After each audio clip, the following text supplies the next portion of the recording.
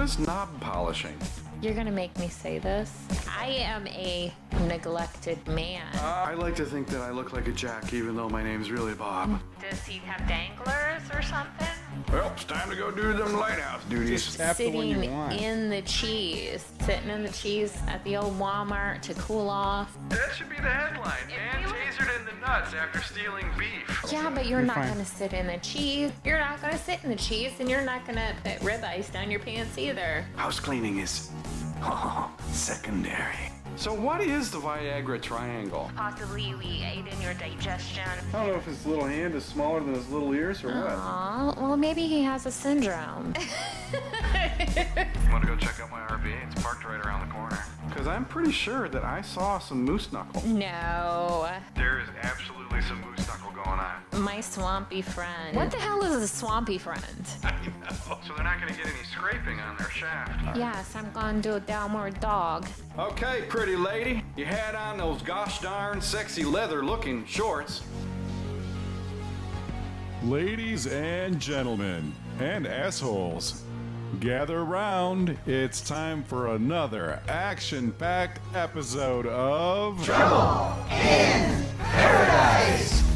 Hi, I'm Nigel Kent. And I'm Jazmine Star. And welcome to Trouble in Paradise. Where we talk about everything amazing, auspicious, awkward, and sometimes even ass-tastic here in Southwest Florida. And we will go to great lengths to come up with stuff that's even more ass-tastic than the stuff that we talked about before on Trouble in Paradise. For example, tonight we have a new game, completely new game that we have labored over how to name it. But we decided finally to call it Banglish, where we basically take bad English and we test Jazmine's skill to creatively cope with outdated English words she's never heard of before.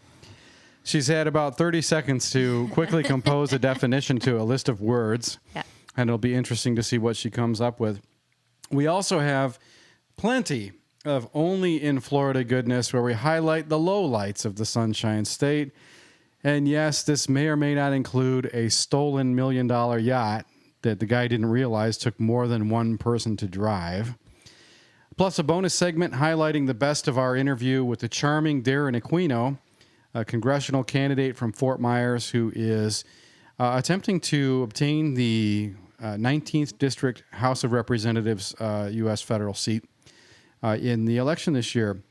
But first, Jazmine, I wanted to run something by you. Okay, Nigel. A man woke up after a risky procedure.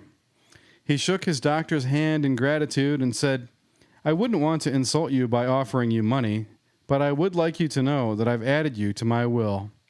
"That's very kind of you," said the doctor. "Can I see that prescription I just gave you? I might need to make a little change." Okay, that one was better than... The longer ones are better, right? Well, you know, I find a little bit of humor in that one. This is the punniest joke ever. Punniest joke book ever. Dad jokes. It has a flip phone on the back. I've been considering getting one of those of late. But let's start out with Banglish. Banglish, which is where we try to get Jazmine to create some new definitions for some Banglish words. She's going to get a list of Banglish words and attempt to use each of them in a sentence of her own design. And we'll see how that turns out. So we're going to start with, should I take it in order or out of order, Jazmine Star? However you want to. I only had 30 seconds to prepare each sentence. Okay, let's start with Alcazar. The word is Alcazar. After eating that, I need a couple of tablets of Alcazar Gas X or some shit. Alcazar. So that's like Alka-Seltzer almost. Okay, so what does that mean? Well, in real life, Alcazar is a Spanish fortress. And I guess this is an Old English term for such. So if you go to the Alcazar, that means you're hanging out with the King of Spain or something. Oh, okay. Okay. Okay. It's not a stormy night in Southwest Florida. That's not what an Alcazar is. Although it is, I do hear some rumbles of thunder. I do hear sometimes you can take a tour at Alcazar, though, if you visit New York. There's no basement in the Alcazar. right, what's our next one? The next one is Badmash. Badmash. Don't you badmash me or I'll knock your teeth out. Is that like what a drunk hillbilly would say? Hey, why are you badmashing? Don't you badmash me. Badmash, the real life definition of that, again, this is in early English. It's an Indian expression for a hooligan or a person of unlawful behavior. Like, yeah, man, I don't think your kids want to hang around with that kid. He's a badmash. A badmash. Okay. I thought that it was, when I first saw it, I thought, well, gosh, that sounds like a batch of corn rejected from bourbon making for being too ripe.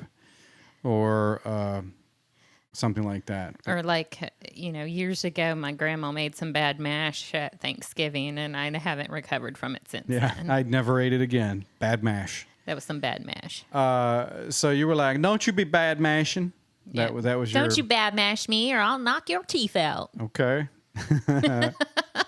I was way off. Okay, that's okay. I think you're probably going to be on most of them. I think so. These are words that I hadn't heard of either prior to... Well, none of them I've heard of.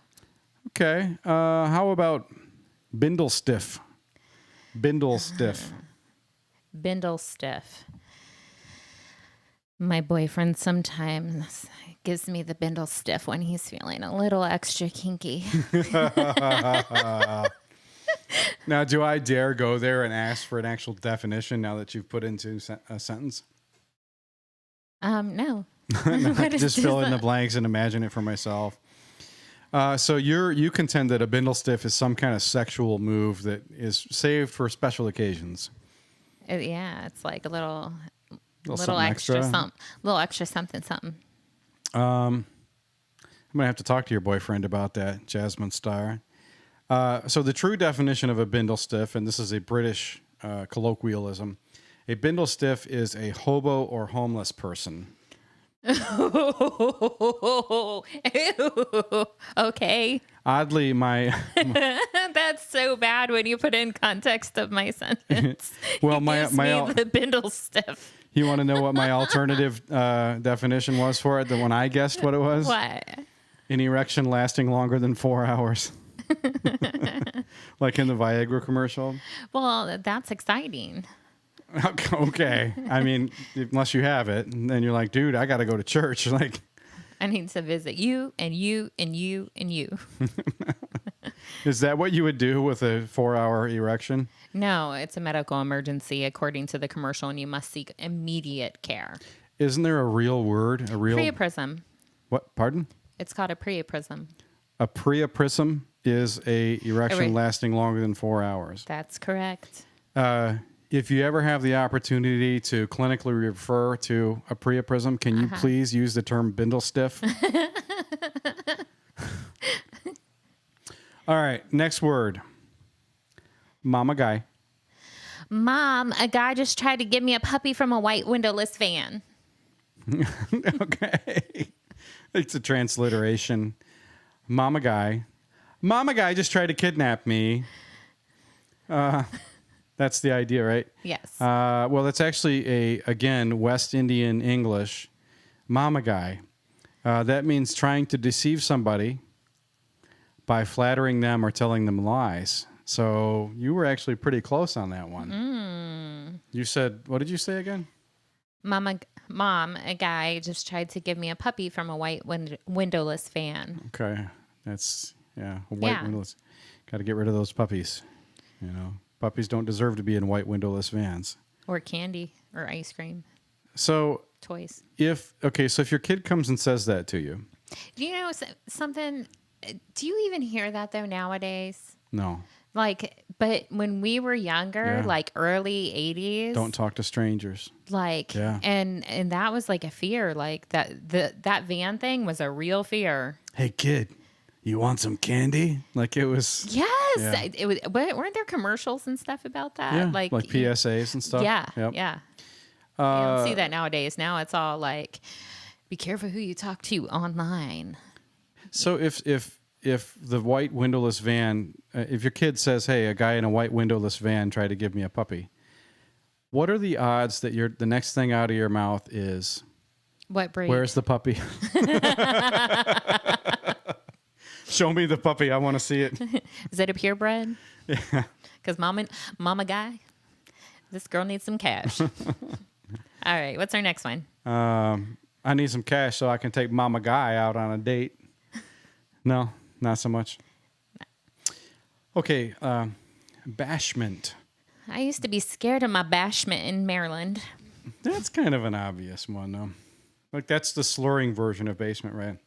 It's down in the basement.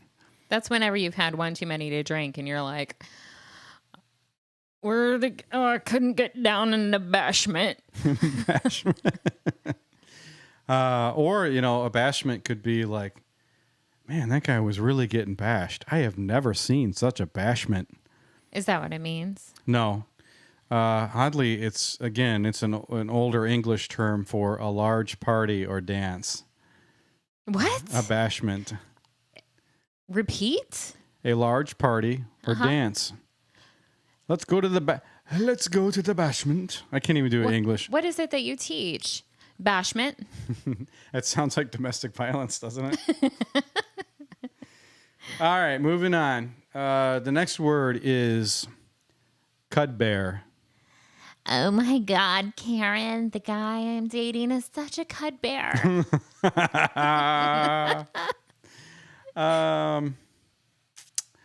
Yeah, that's pretty good. Cudbear, like shortening everything. Like, he's adorbs. He's such a Cudbear. He's such a Cudbear. Yeah, that does sound like a millennial kind of Oh thing. my God, Karen. He's so cute. You wouldn't believe he's such a Cudbear. He's a Cudbear. He's a Cudbear. So a Cudbear in real life is a violet powder used for dyeing fabrics. Not Cudbear. Where do they come up with this stuff? I don't know. Am I a Cudbear? Do you think I'm a Cudbear? Like, if you had to guess? A Cudbear. No. You couldn't use me to dye a fabric, huh? Next word. You ready for this one? Probang. Okay. This one probably, I spent a little over 30 seconds trying to come up with something. Probang. Yeah. Okay. So the gynecologist was probang my cervix. Probang. He was probang my cervix. I was going to keep it completely different. That's good, I know though. I was. I was going. Probang. I was going pro bang. Yeah, and then whenever you're in prison, it's like con bang. Okay. But I was thinking that Probang was like, hey, man, you can't just come in here and anybody. This is a porno outfit. You have to do a Probang. No? no. Okay. Got to take a shower first, man. This is a Probang. No? No, okay. No, mine. I like yours was relatively clinical and clean. The gynecologist was pro bang my cervix. How did you not go to bang as the I did, and then Probang. and then I tried to redirect Oh, I see. Trying to clean it up a little bit. a little bit. I don't blame you. All right, next word up. Skelf. Skelf. You know it's not necrophilia anymore. We just say she's a skelf.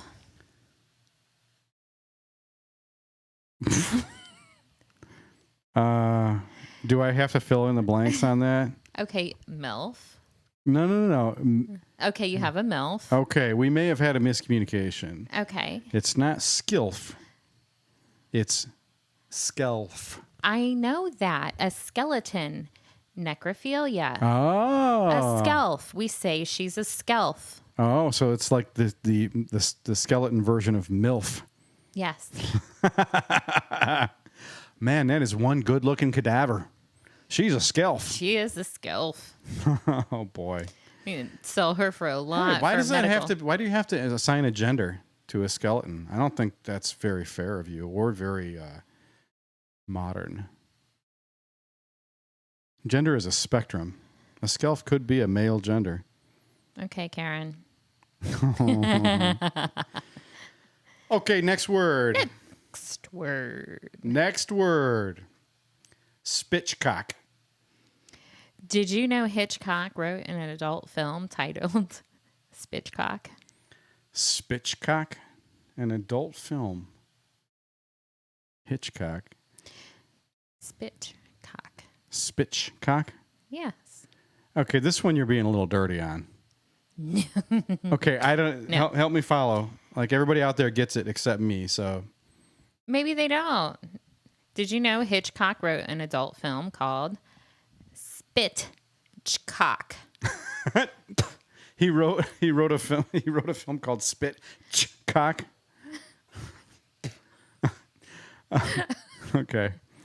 Now, would you like to know what a probang actually is? Or what How do what we a get Skelf actually is? Yes. What's a probang? Or what a Spitchcock actually Yes, I do. Okay, a probang is a strip of flexible material with a sponge or tuft at the end, used to remove a foreign body from the throat or to apply medication to it. So, one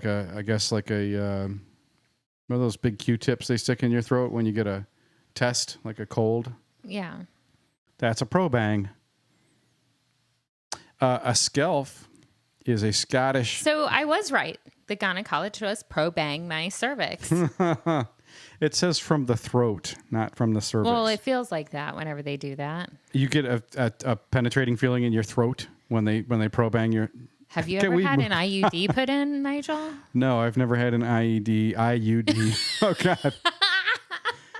Yeah, thank God I've never had either of those put in. Okay, what's a Skelf? A Skelf is a Scottish term for a splinter or sliver of wood. Yeah, I know. That ought to be the Bindlestiff. And then the Spitchcock is an eel, split and then grilled or fried. A Spitchcock. Does the Spitchcock come as an entree? No. So you wouldn't eat eel? No. You don't like whatchamacallit, sushi with eel? Eel sushi? No. I don't. Do you think that if you were on the run from the police and you were really, really in deep, deep trouble and you were in such hiding and such disparity that you had run out of money and could barely afford to eat or transport yourself, would you eat a Spitchcock or steal a yacht? Steal a yacht. But you still wouldn't eat a Spitchcock. Maybe if I plug my nose. Would you steal the yacht with the hopes that there was food on board that you could eat Of course. that wasn't a Spitchcock? Yeah. Okay. Well, that's exactly what one Florida man did in this edition of Only in Florida. Woo! A Florida man allegedly stole a luxurious yacht worth around $1 million this past March. Well, he was arrested last week, 3 months after running away from authorities for his nautical crime. Donovan Russell Jester, 28, was taken into custody Thursday and charged with grand theft of a vessel. Deputies told the Tampa Bay Times that the Largo, Florida man allegedly stole a 46-foot 2019 yacht from the Thunder Marine in Bay Pines Boulevard, where that's at. The crime happened on March 20th at around 2:15 a.m. The yacht Jester stole was valued at $899,179. Jester first denied being on the boat, but he admitted to the crime shortly after he was arrested. The yacht had about $60,000 in damages, according to the Tampa Bay Times. The Pinellas County Sheriff's Office said Jester crashed the stolen yacht into 4 channel marker pilings before abandoning it and left the vessel to drift into a nearby oyster bed. It was here that local deputies found the yacht. Investigators found a left thumbprint on the cabin door that matched Jester's, said the arrest report. So he did more than steal the yacht. He was sheltering in place He must have been sheltering in place. for 3 months. Yeah. He was just doing what the executive order stated, which is to be socially distant. I should be his defense attorney. Hey, everybody on IGTV, hello. Whoop, whoop. Not Hey, to break guys. away too quick, but hi.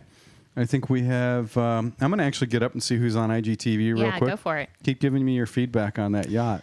Yeah, I think that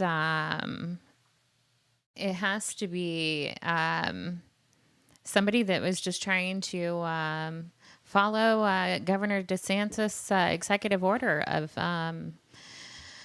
being socially distant and sheltering in place. And once he spent his 3 months on the yacht, and I would guess at that point went through all of the potential groceries on board. Looked at all the available options for places to be. Right. So then we just decide, There's a yacht full of groceries over here. so we're just going to wreck it now. And then they'll just think it just drifted off from Key Largo and it just wound up in the Tampa Bay area. And I can just stay here and I And won't then have to I'll eat look- spitchcock ever. And then I'll just look for the next one that is left. Oh, so you and think this easily guy was accept- going to go on a yacht stealing spree? Maybe. Well, let's hope that Mr. Jester reforms himself. Is from it his... Jester like the clown? Yes, that's his last name, Jester? Jester. Yes, Donovan Russell Jester. Talk about a stuck-up name. Dr. Jester. Sounds How like- perfect is that? I want to defend this gentleman in court. Do you? Have you passed the bar? Because I think you're only allowed to defend yourself if you haven't. Just the candy bar. You passed the candy bar. I won't pass on that candy bar. I did pass the candy bar. You like candy bars, but you do. don't like mustard. No. What would you do if you got mustard on your skin? Come on, try to make it through this segment with me because we're going to be talking about this for a few minutes. Okay. What happens if Jazmine Star gets some of that bright yellow mustardy mustard On my on skin, her skin? Yeah. I'm going to dry heave. You're going to If I dry smell heave. it. Okay. There's going to be a little bit of anxiety. Okay. It sounds like there would be a lot of anxiety, probably. Yeah. But I wouldn't have like a full blown anxiety attack, but I would definitely be anxious. I wouldn't want But to. you would be in the process of dry heaving and trying not to right. wet heave. Right. And, even like cleaning it off, you're still going to smell it on your skin because it's such a pungent. Oh, yeah. After 2 showers, you're still going to smell the mustard the next day. Right. Can you imagine somebody having an aversion to a condiment as bad as your aversion to mustard? I know somebody who has a bigger aversion to ketchup than I do to mustard. Who? I'm not going to say who, but somebody that I know is actually will cry if you come near her with ketchup. Is it somebody that I've met? No, you've never met her. Okay, so you've got a fearful ketchup person who's so terrified. This is a real thing. All right, so I'm not the only one. being afraid I'm of gonna start mustard, a being support afraid of group for it. ketchup, that's real stuff. Well, there's a guy there's a Florida man who was in Richmond Hill, Georgia last week who is terrified of mayonnaise. See, I'm telling you, this is a real thing. This is a story from my favorite little hamlet in Georgia. Richmond Hill Police Department reports, as a matter of record, an officer was sent June 11th to a local motel regarding a Florida man, quote, wanting to file a report about someone leaving a hamburger outside his hotel room. Here it is. According to Bryan County 911, the complainant advised them when he picked up the hamburger, he got mayo on his hands and wanted a report. Upon our arrival, we began speaking to the complainant. He picked up a hamburger in front of his hotel room and got mayo on his hand. He said he wasn't thinking and did not wash his hands until 10 minutes later. He said he placed the hamburger in his trash bag, made contact with his hotel management, and gave them his trash bag to be properly disposed of. He expressed his concern with getting mayo on his hand and the possibility of contracting something from it. He said, according to his television and someone named Como, that he needed to report the incident in case he becomes sick in a week. That's kind of creepy, right? He was also advised not to call 911 unless it was a true emergency. He was apologetic, but felt him touching the mayonnaise was an emergency. He wanted to document the incident. Therefore, he was given a police business card with a case report number and briefed on how to obtain a copy of the report.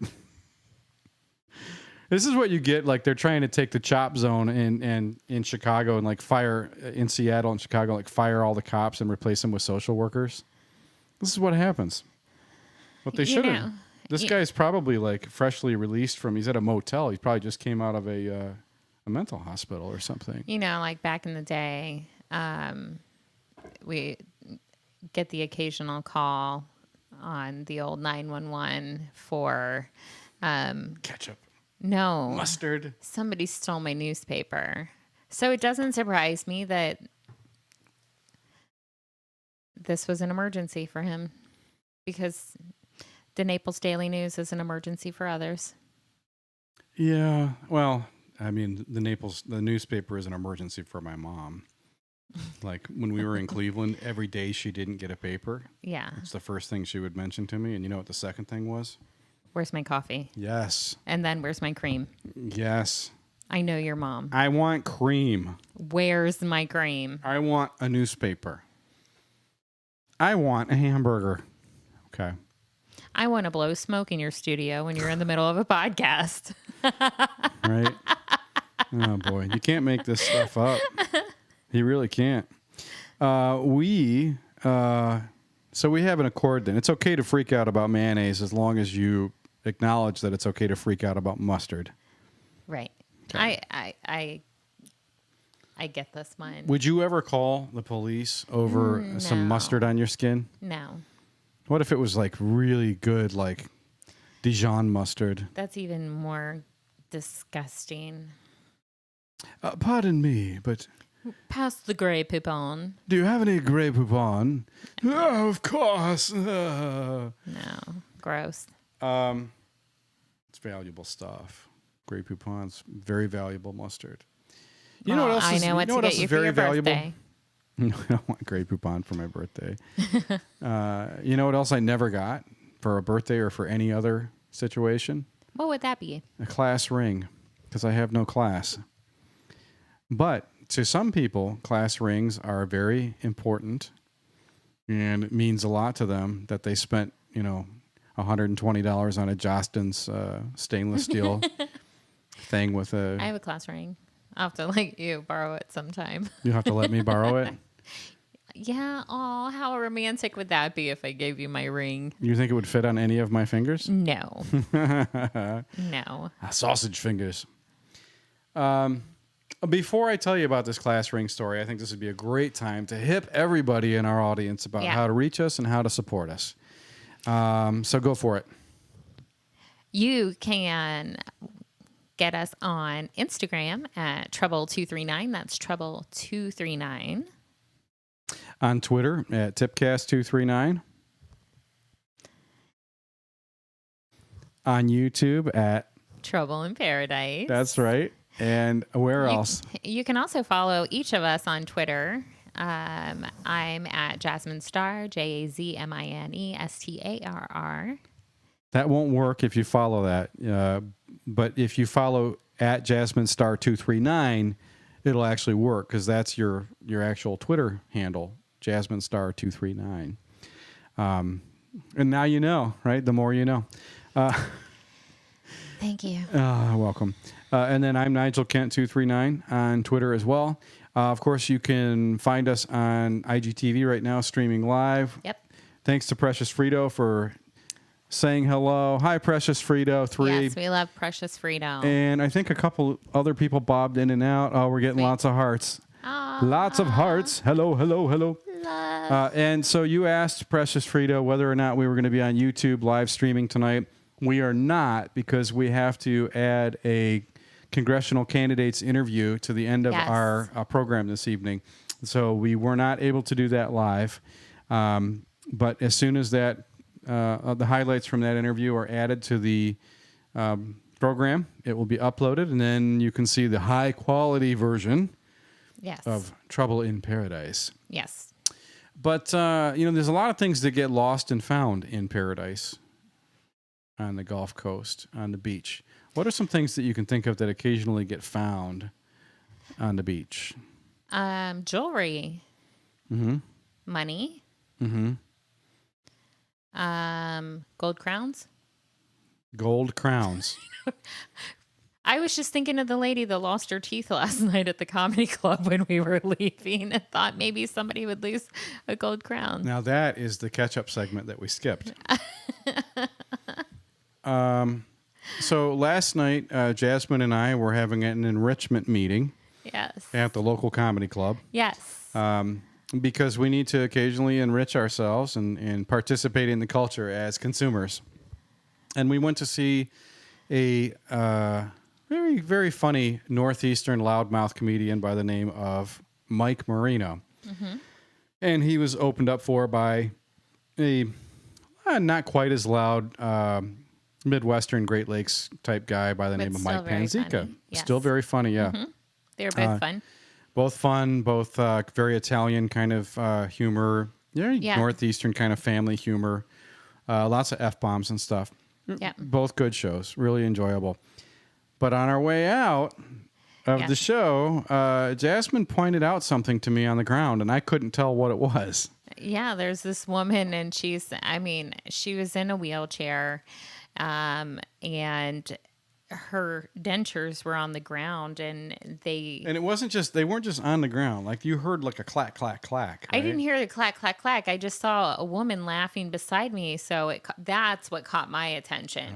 I think you heard more than I heard. I heard the clack, clack, but I had no idea what it was. Right. And so then I see this woman laughing beside me, and I look down, and it was like 5-second roll for the denture scoop up. Is like right off of the ground. And so she scoops up the dentures that had fallen on the ground and shoves them back into the mouth of her elderly mother who's in a wheelchair. Yes. And everybody had a good laugh, and we all pretended not to notice. Yeah. But it's the 5-second rule. Right. And then we kind of talked about the 5-second rule, like if we've done that ourselves personally. Not with dentures. Well, we have done it with our kids, though, with like binkies and stuff like that when they were little. You said you had never done that. Well, I always rinsed it under the faucet first. Right. You said you just right back into their mouth. No, I would suck it off first. Suck those germs off the binky. No, I'm not going to put it right into my kid's mouth. That's a great out of context highlight, what you said a second ago. Great. So in a couple of episodes when we have an all new audio intro, that's going to be in it. Lovely. About sucking it off first. But we're going to continue with our Florida-Georgia connection because there was recently a Georgia woman who lost her class ring on a Florida beach in 2002, but just a couple of days ago got the ring back on her finger. What? After a hero with a metal detector found it 18 years later. Oh. John Porcella said he often uses his metal detector to comb the beach near the pier at Jacksonville Beach. And on a recent search in the sand, he uncovered a 2001 class ring from Collins High School in Sewanee, Georgia, which I think Sewanee is maybe 100 miles north of Jacksonville, something like that. Porcella contacted the school, which identified the ring as belonging to a graduate named Amy Getz. But the phone number the school had on file was disconnected, and an email to her listed address came back as undeliverable. That's not going to stop a metal detector guy, right? So the hobbyist said he tried finding Getz on social media. Despite contacting multiple women sharing her name, he was unable to turn up any leads. Can you imagine getting a call like that? And they're probably like, this weirdo called me, and he said he has my class ring. I don't even have a class ring. What a pervert. Like, you know? Porcella enlisted the help of the Gwinnett County Police Department, which was able to contact Getz and tell her the story of her ring being found. Getz said she received the ring in the mail this week and was pleased to find it still fits on her finger. She said, I'd be pleased about it. Probably a different finger by now, but she said she had been unclear on when she lost her ring, but its discovery revealed she must have dropped it during a trip to Jacksonville Beach, you think? Porcella said he was shocked to learn how long the ring had been missing. I think it's amazing, Porcella told the Gwinnett Daily Post. It got washed out into the ocean, and then the ocean kicked it back up on the beach. I just happened to be right there at the right moment at the right time. I worked that area of the beach many, many times before and never found it. And then all of a sudden I did. Or he's lying, and he held on to it for a long time, and he found it years ago. But we'll never know, will we?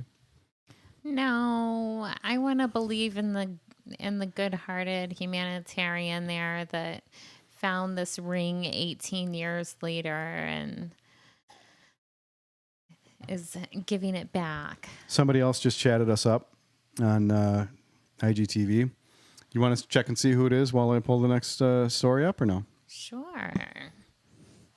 So Jazmine is going to look at our IGTV monitor. We have one Wicked Brit with us. Hello, one Wicked Brit. Well, you know who that is, right? I don't know if I'm allowed to I don't think I can divulge. This is the long missing friend of the show that we started out searching for in the beginning of our work together. That's who one Wicked Brit is. What? Yes. Now, I'm not going to say actually who one Wicked Brit is in real life or even in fake real life because I do not want to blow her cover. But welcome, one Wicked Brit. We're glad that you're on IGTV. We miss you. And it's proof that you're alive. Whoa! Miss you. We thought the old swamp ape like ate you to death or something. I know. That's good. Let's see. Split screen cap. Check this guy out. How do you feel about this guy? Like, what does this guy bring to mind? Oh, yeah. I feel like I'm profiling here. If I, Well, he's got a really, really red, frazzly beard. Right. And he's quite bald. He is very blue eyes. He is. He could be a younger version of a Santa Claus. He also looks like he could be a truck driver. We just lost all the truck drivers in our audience. No, we didn't. Okay. They may be pulling up right now to see if they look like him. If Most we of them are do indeed not. talking about him. Oh, they want to see if we're talking about that. Like they're like, oh man, they're Maybe talking about it's me. It sounds like me. I have a long bushy beard. I don't think this is a truck driver, and I'll get into that later. But what else? What else do you see with this guy?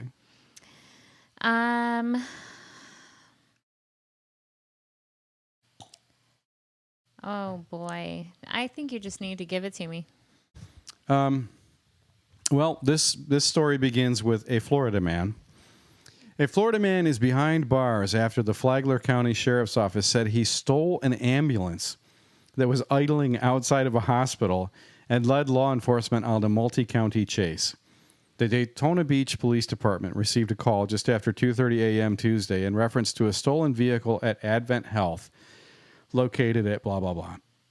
An EMT at the hospital told police she and her other crew members were inside the hospital working on a patient when a man entered the ambulance that was sitting empty outside, a report showed. I just want to say he was a truck driver. Well, ostensibly, yeah, like he became one whether or not he was trying to be one. He definitely wasn't a Teamster. She told officers that the front doors of the ambulance were locked, but the back doors were left unlocked as they wheeled a patient into the hospital. I mean, how much bullshit is that? Like, you're wheeling... This guy could be in critical condition. Like, they're taking him into the emergency room, and then some asshole like this comes up and just steals your ambulance. What did he need? I don't know. Let's get to it. Another crew member told police that prior to the theft, a man later identified as Keith Peacock. He's peacocking. He's peacocking. Asked him for a ride in the ambulance, but told him no because they were in the middle of treating a patient. Both the Volusia and Flagler County Sheriff's offices were notified of the theft as Peacock headed westbound on State Road 40. Flagler deputies were eventually able to catch up with the ambulance, which was traveling at a high rate of speed along State Road 11, where they pulled Peacock over as a felony traffic stop. Volusia deputies were also involved in the lawsuit, but they captured on video with dashboard cameras. That video can be viewed online, but VCSO has recommended viewer discretion in viewing the video due to strong language. Okay. That sounds like every police video. Finally, it says Peacock was eventually secured into handcuffs and taken to the Flagler County Jail, where he's facing charges of grand theft of a motor vehicle. Peacock is being held on $2,500 bond. I mean, that's a low bond, right? Yeah. Did they look at the guy and be like, meh, about $2,500? Well, I mean, it's technically what, 10% that you have to post? Well, I don't know. So $250 springs him loose? No, if that was his, well, yeah. Yeah, I mean, that doesn't seem like a very lot. Well, I mean, look, he kind of looks, he doesn't look threatening to me. Do you think he looks threatening? I think he looks kind of happy. I think he looks pretty happy, too. Yeah, I think he might, I think he just... I don't think I would want to sit next to him for a long time. No. On public transportation. Or... in the back of an ambulance. Or in a movie theater. In fact, I can think of several places where I'd like to not sit next to that guy. You know? What do you think prompted him to just walk up and be like, meh, there's an ambulance. I think I'll just take it. I think he was probably just released from the hospital and he needed a little transportation. Oh, you think he came out? Well, this guy just had a stroke. He'd been in the hospital for a couple days. No, he didn't have a stroke. I think maybe he Broken was a little... arm. No. He was still doped up from the drugs. Or maybe he was a little, went in for a little intoxication or an evaluation of some sort, and he came out and he's like, I need a ride. So this actually prompts something we were talking about earlier, which is we need to do a follow-up episode. Right. Where we talk about all these crazy stories, like pick out the cream of the crop and find out where they're at now. I think they just wanted to write the story so they could say Peacock how many times in it. Hey, it's, you know what? The only bummer about the story is the guy's name is Peacock instead of Spitchcock. That would have been pretty cool. You know what else is pretty cool? We had an opportunity to speak with a very charming Southwest Floridian by the name of Darren Aquino. Yes. And he is running for the 19th District Congressional seat in the U.S. House of Representatives. He's running against a slew of various Republicans. And he's a pretty outspoken and very energetic guy. I really did enjoy talking to him. How did you feel about it? I enjoy talking to him too. I think he has a lot of valid points, and there's. I'd be interested to hear a little bit more from him in the near future. Hopefully, once the campaign gets going a bit more. And he can get a little bit more in depth with his platform. But, you know, he's well, the primary is in August, so he doesn't have that much time. It's only a couple months. But, I mean, he's very, very passionate about disabled veterans and also very active with the Americans with Disabilities Act. He cares about homelessness. Yes, very much so. And has some plans or ideas that he would like to put into action, which are actually quite honorable if he's able to accomplish that if he were to take office. So here is a selection of various segments from our interview with Darren Aquino. I'm Jazmine Starr. And I'm Nigel Kent. And today we are joined with Darren Aquino. Darren is running for the Florida 19th Congressional District seat. Very glad to have you, Darren. Welcome. Welcome.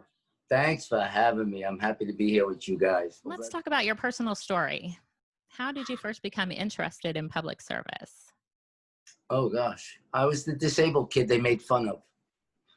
I was that little Puerto Rican Italian kid that they called me all those names, Spick, Wop, Gimpy. And as I grew, when I was an adult and a father, I was in the sauce and cheese business, which means the pizza parlors, restaurant. I would deliver them the supplies, and I have chefing background. That's a very much a critical vocation, by the way. That's an That's an essential business. Absolutely. Yes, it is. It's an essential business, and they tried to close down the essential business. Well, they did. I'm not in agreement with that, but I started that, and I reached out to President Reagan. I was 23 because I had a car accident. On top of insult to injury, when you have a disability, and then you get another one, I was forced to file for Social Security. But back in the day, they made you file for welfare while you were waiting. That was humiliating. That's not how I grew up. It wasn't about a handout. It was about a hand up. That's why it's the slogan to my organization. So needless to say, the Gipper, that's why that picture, that big picture right there behind me, that's Reagan's funeral. Only 100 were made. I got number 20. And I made the arrangements for his funeral. He was my hero. He's the guy that brought me and guided me into the Republican Party. I came out of a Democratic family. I wasn't into politics, but this president I followed. Needless to say, I mean, here I am today. I've been the #1 advocate in the country for disabled veterans, first responders, seniors in nursing homes being abused, children whose benefits were cut, autism. I've been that guy that goes behind the scenes and changed all the policies to enforce the ADA, and I've done that for 35 years. Just everywhere you turn around, people are lying straight to each other, and they don't seem to have any problem with it on social media and elsewhere. Where else in the world have you ever seen a group, now we're talking about America, trying to make some kind of relationship with anywhere in the world where the people beat their own citizens up, unless it was Nazi Germany. But we're not there. We're here in the United States of America. And when I went to President Trump's inauguration, because Senator Blunt and the president made sure that my group had 20 front row seats, which is actually 40 when they give you 20 tickets. That's couples, like, you know.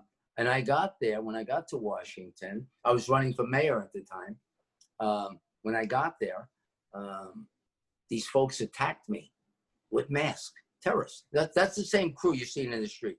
This is not behind George Floyd. This is none of that. This was another opportunity, capitalizing on George Floyd and that tragedy and bad behavior of a police officer. The country came together. We united. The president took action. Let's move on. You know what I mean? We got so during the inauguration, I'm assuming you're talking about Antifa? Yes. And so you acknowledge Antifa's existence, but what do you think its political goals are? I mean, they harass all sorts of groups, but why? Dominate, supremacy, authority. You notice, how do you notice? They didn't care who they killed. Black, white, it didn't matter. It was authority they want. It's authority, control, created by fear. You don't make Americans fear anything. Terrorists don't give us any fear. You think some local group that comes together, we stand up against that. We did that before. It was called civil war. We're on that road again. We're on that road again, and it's going to be bad for them. I do agree with you saying that we're on the same road with that, but in the wake of the pandemic riots and violent demonstrations that have erupted all over the country, many of the instigators identify openly as being Antifa. President Trump has designated Antifa as a terrorist organization and sought the use of military force against it. So who do you really feel is behind that organization? Let's like, who is the who to you? We don't know who's a who. It's like back in the old days when we had the Mustache Pete's, the gangsters in New York, just from history and growing up. We never knew who the boss was. Right. The smart guy is the guy that you don't see. But here's the mistake they made. When Barack Hussein, we were insane to hire him, was president, and then he was not president, and Donald Trump was president, this was orchestrated by Democratic elitists. Same people, because it's the same crew in the street. I'm a street kid. I grew up, seeing all the gangs, all that stuff. I grew up in that time, okay? Look and see. There's the same group that were flipping cars the day and burning. What were they doing on his inauguration? Same thing. Same They thing. identified themselves, and they came out boldly. they only come out boldly to create fear in you. Yeah. That's the one. With their came up duct to me. I taped had bicycle helmets and ski goggles. That's right. Why do you think that is? They don't want you to see who they are, that they're white, that they're all different races and creeds, because it's a group, it's a gang, it's a mob. It is all those things, but we're not intimidated. They don't understand. If you got it, bring it. You know what I mean? I come from New York. I don't care where you are. You trying to intimidate my space? I'm going to show you. Go ahead. Go for it. I think there's somebody trying to intimidate your space right now, right behind you. Would you mind introducing us to the redhead over your left shoulder? Oh, that's Buddy. Hey, Buddy. That's Buddy. Hey, Buddy. Buddy's a service dog. Buddy's a service dog. That's wonderful. And he goes to the VA with me, and Brutus is down here hiding. I got a husky as well. Yeah. So it seems clear to us that COVID-19 panic gave rise to certain policy actions that shut down vast cross sections of our society, resulting in really devastating economic consequences, record unemployment, 30% contraction in quarterly GDP. So I've got a couple questions for you. Go ahead. How does the threat of COVID-19 differ from the seasonal flu? And I know you're not a doctor. I don't think you're a doctor, but no, I'm not. And then what criticisms would you offer Florida, the CDC, and the federal government regarding their response to this thing? Well, I could play a doctor on TV in case you're listening. No, you were reading my mind because I was just thinking that. Well, we don't know the whole deal. The problem is we're the last to know. And we suffer the brunt with bad leadership.